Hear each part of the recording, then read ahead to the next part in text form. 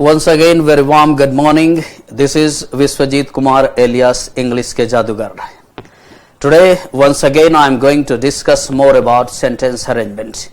In my earlier class, I discussed something very important about sentence arrangement, and in today's class, I am going to elaborate the same. सबसे पहले एक बार पीछे मैं बता दूं कि सेंटेंस अरेंजमेंट के टाइप्स के ऊपर मैंने पिछले क्लास में चर्चा किया और उन टाइप्स के साथ साथ मैंने उसे हल करने का टिप्स और शॉर्टकट्स भी मैंने बताया। आज उसी क्लास को मैं इलेबोरेट करूंगा। इलेबोरेट करने के पहले 1 मिनट मैं बता दूं कि सेंटेंस अरेंजमेंट कुल मिलाकर 5 टाइप्स के होते हैं, जिसको आपने पीछे के वीडियोस में भी देखा। उन 5 टाइप्स को मात्र 2 टाइप में ही बांट सकते हैं, एक टाइप शॉर्ट टाइप और दूसरा टाइप लॉन्ग टाइप।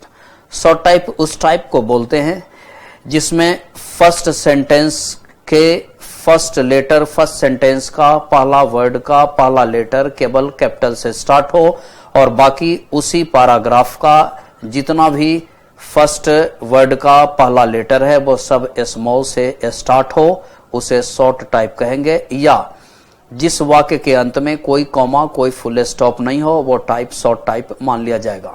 इसके ठीक विपरीत लॉन्ग टाइप उस टाइप को बोलेंगे जिसके पैराग्राफ में प्रत्येक वर्ड का प्रत्येक लेटर कैपिटल से प्रारंभ हो या प्रत्येक वर्ड के प्रत्येक सेंटेंस के अंत में कॉमा या फुल स्टॉप दिया गया हो। हमने शॉर्ट सेंटेंसेस के बारे में चर्चा पहले के क्लास में किया, उसके टिप्स और टेक्निक्स की चर्चा पहले क्लास में किया और उन टिप्स और टेक्निक्स के आधार पर आप लगभग सभी शॉर्ट टाइप सेंटेंस को आप चुटकी में इन ए ट्राइस इन ए फ्लैश आप हल कर सकते हैं। आज हमारी फोकस होगी लॉन्ग टाइप सेंटेंस को हल करना, और लॉन्ग टाइप सेंटेंस को हल करना किसी के लिए भी बड़ा टफ काम होता है, किंतु आज इस टफ काम को हम और आप इजी बनाएंगे। इस टफ काम को इजी बनाने के लिए कुछ रूल्स और रेगुलेशंस हैं जिन्हें हम और आप ध्यान में रखेंगे। यह भी ध्यान में रखें कि हमारा उद्देश्य इस सीरीज के आधार पर सेंटेंस अरेंजमेंट को अच्छा करना है, बेहतर करना है, और आशा है कि आपको भी ये वीडियोस काफी अच्छी लगेगी और आप अपने कमेंट्स भी इस वीडियोस के थ्रू देंगे। लेकिन यह ध्यान में रखें, हमारा उद्देश्य किसी विद्वान को सिखाना नहीं है, बल्कि हमारा उद्देश्य उन कम जानकार को सिखाना है जिनकी अंग्रेजी खराब है, और यदि आपकी इंग्लिश बेहतर है, अच्छी है, तो आप बहुत तेजी से इस सेंटेंस अरेंजमेंट के बारे में या बहुत तेजी से इसके आंसर पर आप पहुंच सकते हैं। ये वादा भी है और ये दावा भी है कि अब तक आपने ऐसे रूल्स के बारे में जानकारी हासिल नहीं किया होगा और न ही इस पर आपने कभी ध्यान दिया होगा और ना आपके टीचर्स ने इस रूल को आपके सामने रखा होगा। आए तो सबसे पहले आपके स्क्रीन पर यह दिख रहा है the role of contradictory words in sentence arrangement. सबसे पहले बता दें कि लॉन्ग टाइप सेंटेंस को जब हम आप हल करेंगे तो लॉन्ग टाइप सेंटेंस को हल करने के क्रम में कई ऐसे वर्ड्स आएंगे जो आपके लिए कठिनाई पैदा करेंगे। यदि इन वर्ड्स का कंसेप्ट हमारे पास हो तो हम सवाल को काफी आसानी से बना सकते हैं। ये ऐसे वर्ड्स हैं जो लॉन्ग सेंटेंस को ग्रुप बनाने में काफी कारगर होते हैं, काफी मददगार साबित होते हैं, लॉन्ग टाइप के सेंटेंस को काफी आसान बना देते हैं। सबसे पहले मैं बता दूं कि कंट्राडिक्टरी वर्ड्स कहते किसको है। तो सबसे पहली बात है, कंट्राडिक्टरी वर्ड्स का मतलब ऐसा वर्ड्स जो अपने ठीक पहले कही गई बातों का उल्टा बोले, विरोध करे, कंट्राडिक्ट करे, अगेंस्ट बोले। यानी कंट्राडिक्टरी वर्ड किसी भी सेंटेंस में रखे जाने का मतलब होता है कि यह वर्ड इसके ठीक पहले कोई सेंटेंस ऐसा रहा होगा जिसका उल्टा बोलने के लिए, जिसका विपरीत अर्थ देने के लिए, जिसको कंट्राडिक्ट करने के लिए इसे रखा गया। और कंट्राडिक्टरी वर्ड्स में कौन कौन से वर्ड्स आते हैं तो आप नजर दौड़ा लें। जैसे बट कंट्राडिक्टरी वर्ड्स है, आप चाहें तो नोट डाउन कर लें। इंस्टीड कंट्राडिक्टरी वर्ड्स हैं। हाउएवर कंट्राडिक्टरी वर्ड्स हैं। नेवरदलेस कंट्राडिक्टरी वर्ड्स हैं। ऑल्दो कंट्राडिक्टरी वर्ड्स हैं। दो कंट्राडिक्टरी वर्ड्स हैं। डिस्पाइट कंट्राडिक्टरी वर्ड्स हैं। In spite of contradictory words हैं,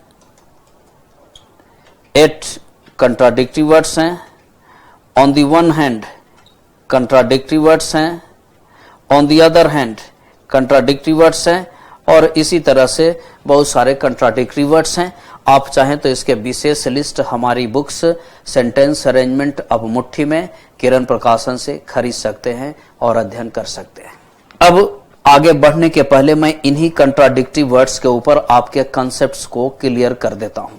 उम्मीद है कि आपने कंट्राडिक्टरी वर्ड्स का लिस्ट बना लिया होगा। अब आए इस कंट्राडिक्टरी वर्ड का क्या योगदान होगा सेंटेंस अरेंजमेंट हल करने में, उस पर एक बार चर्चा कर ले। यदि सेंटेंस अरेंजमेंट के किसी भी वाक्य में कंट्राडिक्टरी वर्ड्स कहीं भी शुरू में, बीच में या अंत में रखा गया होगा तो इसके 3 कॉन्सेप्ट्स लेखक ध्यान में रखकर प्रश्न को देता है। कॉन्सेप्ट नंबर पहला, यदि आप बैंक का एग्जाम दे रहे हो तो पूरी संभावना है कि कंट्राडिक्टरी वर्ड को फर्स्ट सेंटेंस आप नहीं चुने, अर्थात कंट्राडिक्टरी वर्ड वाले सेंटेंस को पहला वाक्य नहीं लेना है या नहीं चुना जाएगा। ये संभावना 99.99% होगी। एक्सेप्शन कोई कंट्राडिक्टरी वर्ड वाला सेंटेंस हमारा फर्स्ट सेंटेंस हो जाए।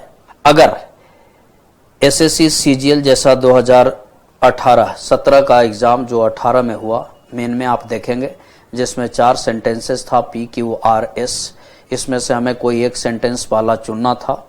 ऐसी स्थिति में यदि हमारे पास फर्स्ट और लास्ट सेंटेंस गायब हो और PQRS दिया गया हो और इस PQRS में से कोई एक सेंटेंस हमें पहला सेंटेंस के रूप में चुनना है तो उस सेंटेंस को फर्स्ट सेंटेंस नहीं लेंगे जिसमें कंट्राडिक्टरी वर्ड किसी भी स्थान पर दिया गया हो। इसलिए संक्षेप में फर्स्ट कंसेप्ट के रूप में हमारे पास आया कि कंट्राडिक्टरी वर्ड को फर्स्ट सेंटेंस न के बराबर चुनना है या फर्स्ट सेंटेंस नहीं चुनेंगे। कंसेप्ट नंबर 2, किसी भी कंट्राडिक्टरी वर्ड वाले सेंटेंस को आपको सेकंड सेंटेंस चुनने से भी बचना है, अर्थात कंट्राडिक्टरी वर्ड वाला सेंटेंस सेकंड सेंटेंस भी नहीं माना जाएगा।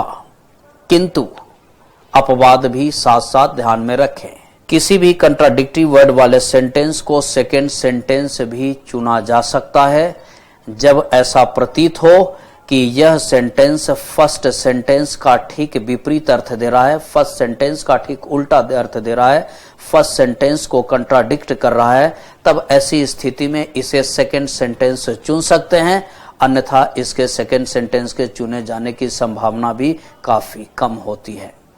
यह कंसेप्ट रहा दूसरा। कंसेप्ट नंबर 3, हमेशा यह ध्यान रखें कि किसी भी कंट्राडिक्टरी वर्ड वाले सेंटेंस को हमेशा उस सेंटेंस के तुरंत बाद रखें जिसको यह कंट्राडिक्ट करता हो, जिसका यह विरोध करता हो। कभी भी इसे उस सेंटेंस के पहले मत रखें जिसका यह विरोध करता हो। यानी कोई सेंटेंस रखा और उस सेंटेंस का यदि विपरीत अर्थ देने वाला कंट्राडिक्टरी वर्ड वाला सेंटेंस है तो उस कंट्राडिक्टरी वर्ड वाला को उस सेंटेंस के तुरंत बाद ही रखेंगे। यानी कंट्राडिक्टरी वर्ड वाला सेंटेंस हमेशा बाद में और उस सेंटेंस को हमेशा पहले रखेंगे जिसका यह विरोध करे। ये 3 कॉन्सेप्ट्स आपको हमेशा ध्यान में रखना है। इसलिए इन पूरे कॉन्सेप्ट्स को एक बार शॉर्ट में हम आपको याद दिला दें कि किसी भी कंट्राडिक्टरी वर्ड वाले सेंटेंस को फर्स्ट सेंटेंस चुनने से बचें, पहला। दूसरा, किसी भी कंट्राडिक्टरी वर्ड वाले सेंटेंस को सेकंड सेंटेंस चुनने से भी बचें, किंतु यह सेकंड सेंटेंस तब चुन लिया जाएगा जब यह फर्स्ट सेंटेंस का ठीक विपरीत अर्थ देगा, ठीक उल्टा अर्थ देगा, फर्स्ट सेंटेंस को कंट्राडिक्ट करेगा। और कंसेप्ट नंबर 3 जो मेजर कंसेप्ट है कि कंट्राडिक्टरी वर्ड वाले सेंटेंस को हमेशा उस सेंटेंस के तुरंत बाद रखना है जिसका यह अपोज करे, जिसे यह कंट्राडिक्ट करे, जिसका ठीक उल्टा अर्थ दे, पहले नहीं रखेंगे।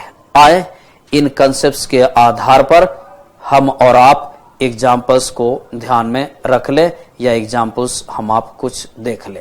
आपके स्क्रीन पर एक छोटा एग्जाम्पल्स हमने रखा है, एग्जाम्स का क्वेश्चन है। सबसे पहले आप देख रहे होंगे कि सेंटेंस नंबर क्यू में बट का प्रयोग किया गया शुरू में, इसलिए दोबारा रिमाइंड करा दूं।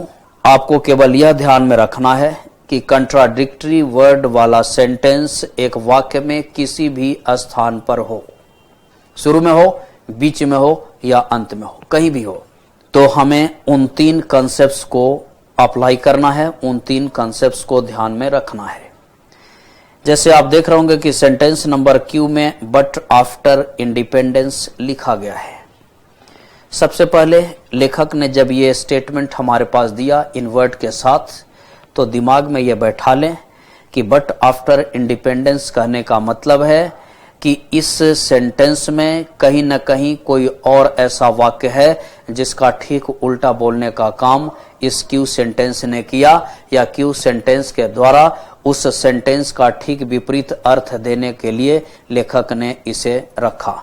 अर्थात बट आफ्टर इंडिपेंडेंस का उल्टा या विपरीत हमें चुनना है। हम आप देखेंगे कि सेंटेंस नंबर पी में बिफोर इंडिपेंडेंस रखा हुआ है, तो ये बोला जाएगा कि पी सेंटेंस को पहले रखना है क्योंकि पी में कंट्राडिक्टरी वर्ड नहीं है, और क्यू सेंटेंस को तुरंत बाद रखना है क्योंकि यह पी का ठीक विपरीत अर्थ देता है, पी का ठीक उल्टा अर्थ दे रहा है।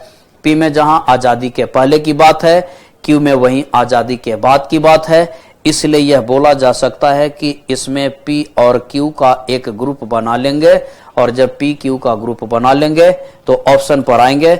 ऐसा ऑप्शन सिर्फ और सिर्फ एक है, बाकी कोई ऑप्शंस हमारे पास नहीं है। आगे बढ़ते हैं, एग्जांपल्स और ले लेते हैं। आप एग्जांपल नंबर 3 को देख लें, इस एग्जांपल को भी देख लें। आप फिर इस एग्जांपल में देख रहे होंगे कि क्यू नंबर सेंटेंस में इंस्टीड वर्ड रखा गया है, अर्थात क्यू नंबर का प्रारंभ कंट्राडिक्टरी वर्ड से है।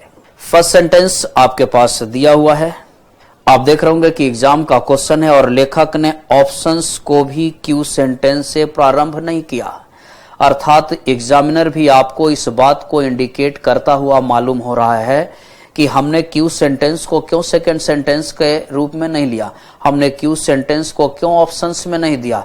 इसका मतलब है कि एग्जामिनर भी आपको यह बात बता रहा है कि यदि कंट्राडिक्टरी वर्ड आप किसी सेंटेंस में देख ले तो उस कंट्राडिक्टरी वर्ड को सेकंड सेंटेंस चुनने से बचें। यहां पर फर्स्ट सेंटेंस तो हमारे पास दिया हुआ है, इसलिए फर्स्ट सेंटेंस का टेंशन नहीं।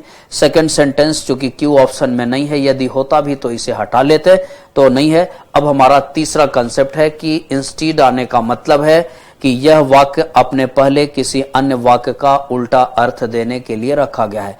जैसे इसमें लिखा गया है इट वाज ऑफर्ड। अब इट वाज ऑफर्ड में कोई निगेटिव वर्ड नहीं है, तो हम और आप इसे प्लस का साइन दे दें, इसे पॉजिटिव मान लें। जब इसे पॉजिटिव मान लेंगे तो इसका आशय यह होगा कि इसके ठीक पहले उस सेंटेंस को लेना है जिसमें इसका निगेटिव स्टेटमेंट रखा गया है, अर्थात वाज ऑफर्ड, तो इसका निगेटिव होगा वाजंट ऑफर्ड या वाज नॉट ऑफर्ड। आप देख रहे होंगे कि सेंटेंस नंबर एस में वाज नॉट ऑफर्ड दिया गया है, तो यह बोला जा सकता है कि एस को पहले रखेंगे क्योंकि इसमें कोई कंट्राडिक्टरी वर्ड नहीं है, और क्यू को इसके तुरंत बाद रखेंगे क्योंकि इसमें कंट्राडिक्टरी वर्ड है, अर्थात एस क्यू का उल्टा बोलने का काम कर रहा है, क्यू एस को कंट्राडिक्ट करने का काम कर रहा है, इसलिए एस क्यू का एक समूह बनाया जाएगा। और आप फिर एक बार देख रहे होंगे कि ऐसा समूह सिर्फ ऑप्शन नंबर 4 में है, बाकी किसी में नहीं है। और एग्जाम्पल्स की ओर बढ़ जाएं, एग्जाम्पल नंबर 4 पर आप इस सेंटेंस में फिर देख रहे होंगे कि बट सेंटेंस, क्यू सेंटेंस को बट से स्टार्ट किया गया, कंट्राडिक्टरी वर्ड से स्टार्ट किया गया। अब की बार इस क्यू सेंटेंस को दूसरा सेंटेंस चुनना होगा, उसके कारण को भी बता रहा हूं कि जैसे डैड वेंट फिशिंग दिया गया है फर्स्ट सेंटेंस में, यदि इस सेंटेंस से हम आप निष्कर्ष निकाल लें, अर्थात पिताजी मछली मारने गए, मछली मारने का कार्य घर में तो न चल करके घर से बाहर चलेगा, इसका अर्थ है कि पिताजी घर के बाहर गए। और क्यू नंबर सेंटेंस में लिखा हुआ है मॉम स्टेड होम, इसका मतलब कि मॉम घर के अंदर है।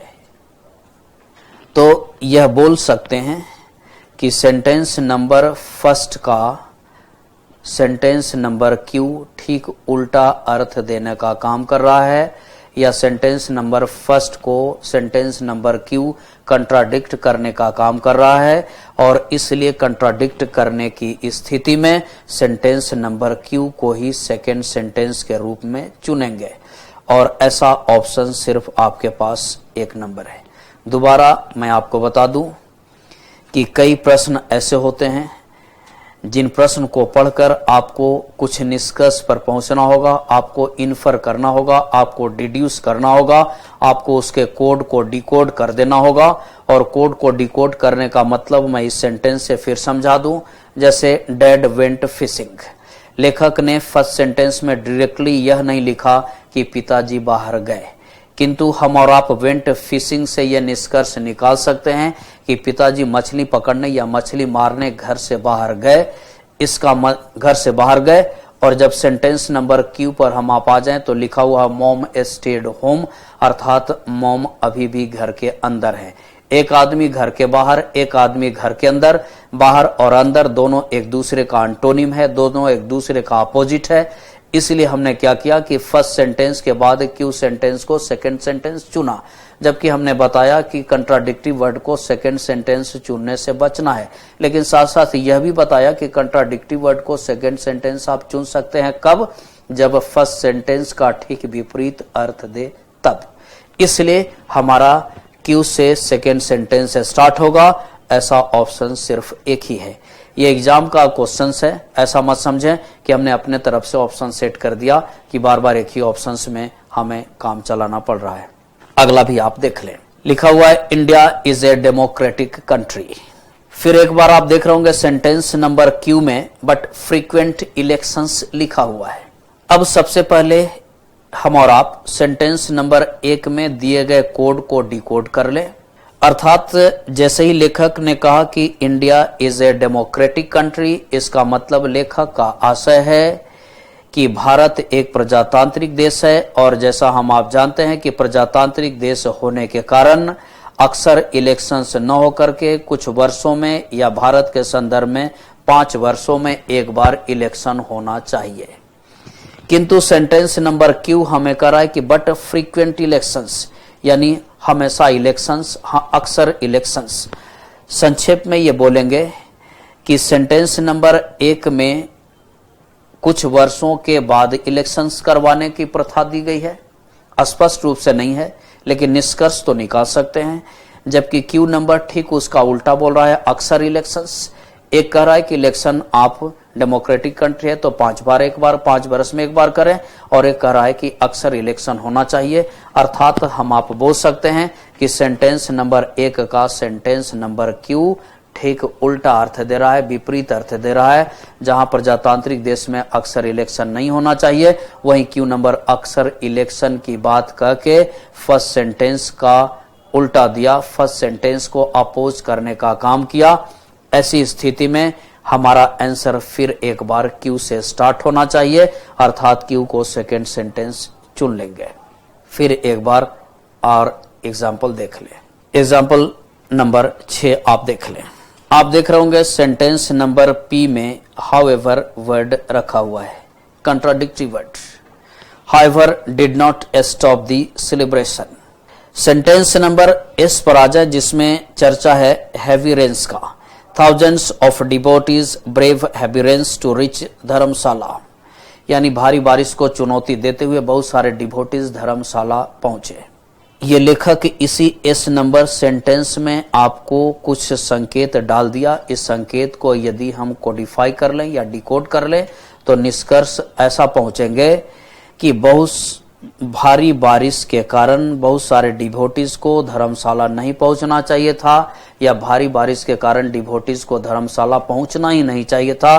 बावजूद ये भारी बारिश के कारण डिवोटीज लोग पहुंचा और सेलिब्रेशंस भी बाधित नहीं हुआ, क्योंकि भारी बारिश के कारण सेलिब्रेशन भी बाधित होनी चाहिए। लेकिन सेंटेंस नंबर पी का रहा है did not stop the celebration. इसका मतलब कि लेखक का आशय है कि ये बोलना चाह रहा है कि हमने सेंटेंस नंबर एस का ही उल्टा बोलने का काम सेंटेंस नंबर पी से किया, क्योंकि भारी बारिश के कारण सेलिब्रेशंस बाधित हो जाना चाहिए। भारी बारिश के कारण डिवोटीज को नहीं पहुंचना चाहिए। बावजूद इसके भारी बारिश के कारण डिवोटीज भी पहुंचा और सेलिब्रेशन भी स्टॉप नहीं हुआ। तो ये बोला जा सकता है कि यहां पर दिए गए वाक्य में, दिए गए प्रश्न में सेंटेंस नंबर एस का सेंटेंस नंबर पी ठीक उल्टा से अर्थ देने का काम कर रहा है। इसलिए हमारा जो ग्रुप बनेगा वो एसपी का ग्रुप बनेगा और एसपी का ग्रुप भी हमारे पास सिर्फ ऑप्शन नंबर 4 में है, बाकी किसी ऑप्शंस में नहीं है। तो ये चर्चा हमारी थी कंट्राडिक्टिव वर्ड के ऊपर।